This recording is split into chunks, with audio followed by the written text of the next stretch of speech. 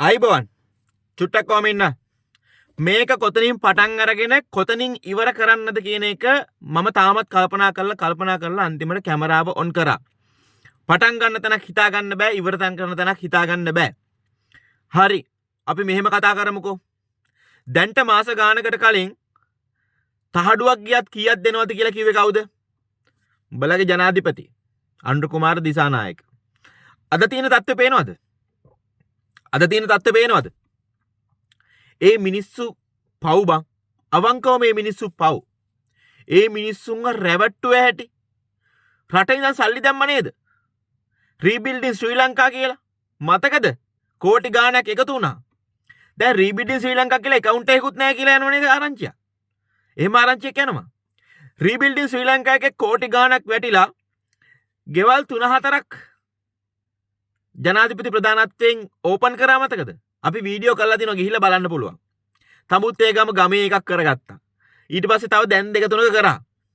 ඒ කරේ උඹලට ආතල්ලයක් දෙන්න සහ උඹලගේ හිත රවට්ටන්න. හැබැයි මිනිස්සු භාගයක් තාම ඉන්නේ කූඩාරන් ඇතුලේ. ඒ මිනිස්සු පව් බං. ඒ මිනිස්සු පව්. ඕක මහජන සේවා අමාත්‍ය කෙනෙක් ඉන්නව නේද? කෝ මිනිස්සයා නිදිද?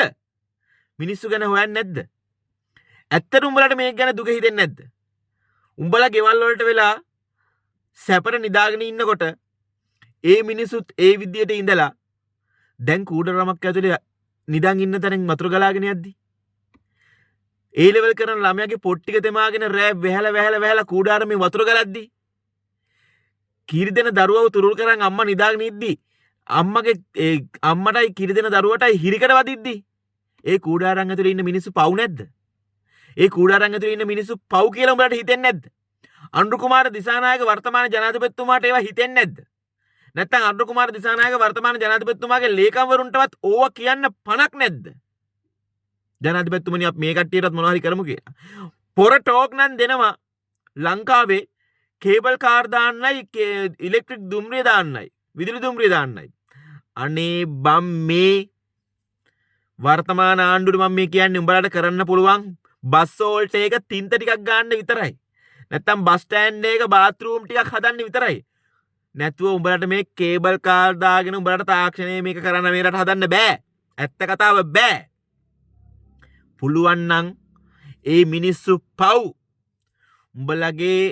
උඹලා ආපු වෙලාව ඉඳන් කරේ මොකද්ද? ඩොලර් මිලියන 2.5ක් එහෙම පිටිම ඉවර කරා. ඊට පස්සේ දෙපාරක් ගෙව්වා කොන්ත්‍රාත් පදනම මත කොන්ත්‍රාත්කාරයෙක්ට දෙපාරක් ගෙව්වා RDA එකේ. ඊට පස්සේ තව තියෙනවා. ඒව විතරනේ කරේ. අර මිනිස්සුන්ට මොනවද කරේ?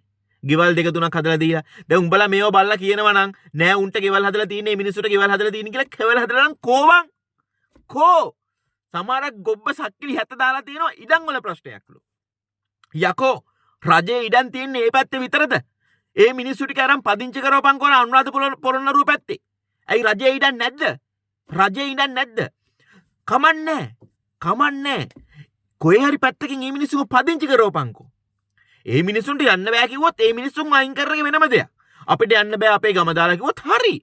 උන් පැත්තකින් දාපන්. හැබැයි කවුරුත් මිනිස්සෙක් කැමති නෑ අකමැති වෙන්නේ නෑ ස්ථීර පදිංචි තැනකට යන්න. ඇයි ගවර්න්මන්ට් එකට බැරි? ලංකාවේ කොච්චර රජයට සතු ඉඩම් තියෙනවද බං රට වටේට? කොච්චර රජයේ සතු ඉඩම් තියෙනවද? හැම දිස්ත්‍රික් එකම, හැම පළාතකම, හැම ග්‍රාම සේවා කොට්ටාසකෙම උඹලගේ තියෙනව නේද රජයට සතු ඉඩම්? ඒ ඉඩම් වල ඇයි බං මිනිස්සුන්ව පදිංචි කරන්න බැරි? 1,15,000කින් ගෙයක් හදන්න පුළුවන්ද බැයිද? මට ඒක කියපන්. 1,15,000කින් අද වර්තමාන රජයට හදන්න පුළුවන්. මහා ගාණක් යන්නේ නැහැ. 50,000ක් ඕනේ නැහැ ජනාධිපති අනුර කුමාර දිසානායක. 50,000ක් ඕනේ නැහැ මිනිස්සුන්ට. ඕගොල්ලන්ගේ වර්තමාන රජයේ සතු ඉඩම් තියෙනවා. ගවර්න්මන්ට් එකට අවශ්‍ය ඉඩම් හැමතැනින්ම තියෙනවා. අනුරාධපුර පොළොන්නරුව පැත්තේ ඕන තරම් තියෙනවා. වීරවිල හම්බන්තොට පැත්තේ ඕන තරම් තියෙනවා. කොළඹවට ඕනේ නැහැ. ඒ තැන් වලින් ඇයි ඔයාලට නිවාස යෝජනා ක්‍රමයක් හදන්න බැරි? 10,000යි උපරිම 15යි. කාමරේ බාත්රූම් එකයි සාලේ චූටියට හදන්න බැරි ඇයි? ඇයි බැරි? ඔයාලට ත්‍රිවිධ හමුදාවක් ඉන්නවා. අද යුද්ධේ නෑ. ඒ ත්‍රිවිධ හමුදාවේ දක්ෂ වඩු කාර්මිකයෝ ඉන්නවා. දක්ෂ මේසන් බාස්ලා ඉන්නවා. ඔයාලට ඇයි බැරි ඒ 3 forces වලම ඉන්න කට්ටිය එකතු කරලා එක ප්‍රොජෙක්ට් එකක් මාස 2ක දාලා හදන්න? ඇයි බැරි? බැරි නෑ, පුළුවන්. හැබැයි තමුසලා ඒවා කරන්නේ නෑ ඕයි. තමුසලා ඒවා කරන්නේ නෑ. ඒකයි මම හැමදාමත් කියන්නේ මේ මිනිස්සු පව් කියලා. ඕවා කරන්න පටන් ගත්තා නම් ලක්ෂ 15න් දැන් උඹලා මගෙන් ආයි ගයක් හදන්න පුළුවන්ද කියලා? පුළුවන් බං. පුළුවන්. ඇයි? රජයේ සතු ගල් කොරි නැද්ද? ඈ? සිමෙන්ති ෆැක්ටරිස් වල නැද්ද? රජයේ සතු. ශ්‍රමයට යනවද සල්ලි? ශ්‍රමයට සල්ලි යනවද? හැමදේම රජයේ තියෙනවා. ඒ මිනිස්සුන්ට ඕවා හදලා දෙන්න බැරි කමක් නැහැ.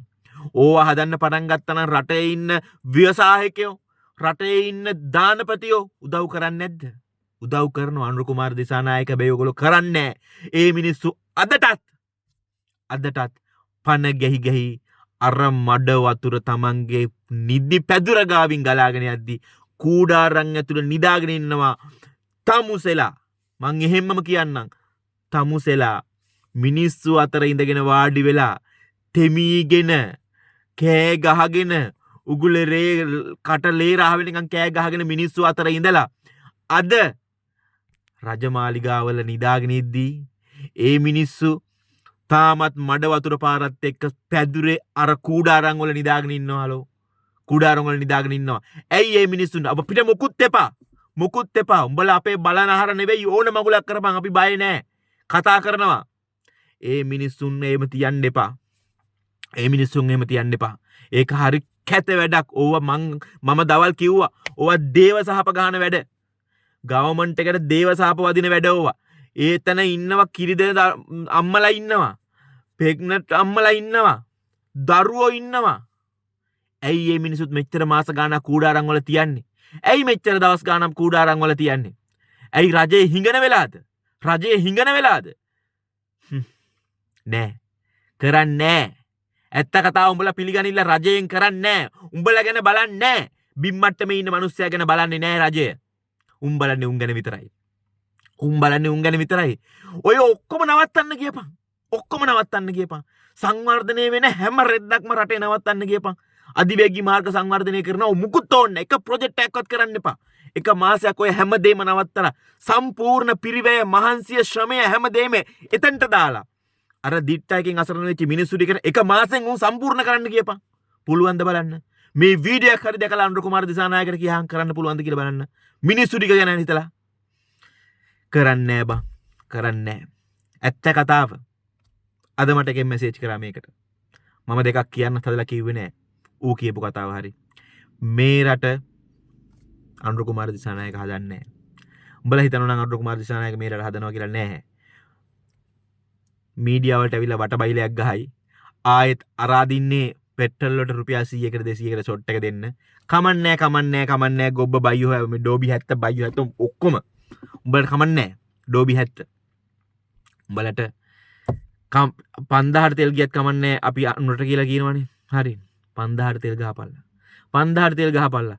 කොයි හරි වෙලාවක උඹලට ඇති වෙයිනේ. අන්න ඒ වෙලාවට ගොබ්බ ඩෝබි 70 උඹලට හොඳට තේරෙයි. එතකොට උඹලත් ගොඩක් පරක්කුයි කියන එක මත තියාගෙන ඉන්න. කමන්නේ මං තෙල් වැඩි වෙන එක ගැන පෙට්‍රල් වැඩි එක ගැන ආයෙ කතා කරන්නේ නැහැ.